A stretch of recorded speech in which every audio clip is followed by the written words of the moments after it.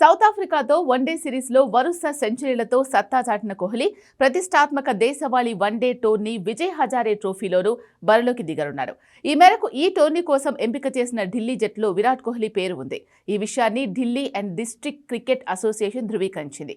కోహ్లీ ఈ టోర్నీలో పాల్గొంటారని సమాచారం ఇచ్చినట్లు వెల్లడించింది. కోహ్లీతో పాటు రిషబ్ పంత్ కూడా విజయ్ హజారే ట్రోఫీ ఆడేందుకు సిద్ధమయ్యారు.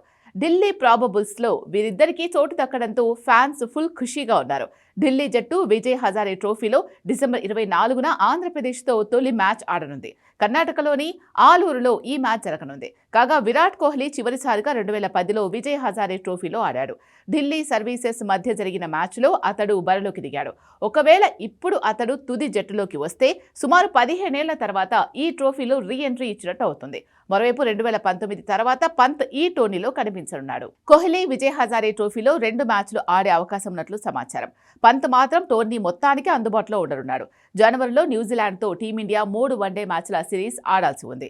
ఈ ఏడాది వన్డేల్లో కోహ్లీ అద్భుతమైన ఫామ్లో ఉన్నాడు. 13 మ్యాచ్ల్లో 651 పరుగులు చేశాడు. కోహ్లీ ఖాతాలో 3 సెంచరీలు, 4 హాఫ్ సెంచరీలు ఉన్నాయి. కోహ్లీ చివరిసారిగా 2010 ఫిబ్రవరిలో సర్వీసెస్తో జరిగిన మ్యాచ్లో ఢిల్లీ తరపున ఆడాడు.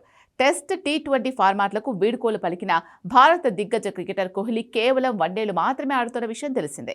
ఫిట్నెస్, మ్యాచ్ ప్రాక్టీస్ కోసం దేశవాళీ క్రికెట్ ఆడాలని కోహ్లీని బీసీసీఐ కోరింది. బీసీసీఐ సూచన మేరకు రోహిత్ శర్మ ఇప్పటికే ముంబై తరపున విజయ్ హజారే ట్రోఫీ ఆడేందుకు సిద్ధమయ్యాడు. విజయ్ హజారే ట్రోఫీలో కోహ్లీ బరిలోకి దిగనుండడంతో ఢిల్లీ మ్యాచ్లకు భారీగా క్రేజ్ ఏర్పడనుంది.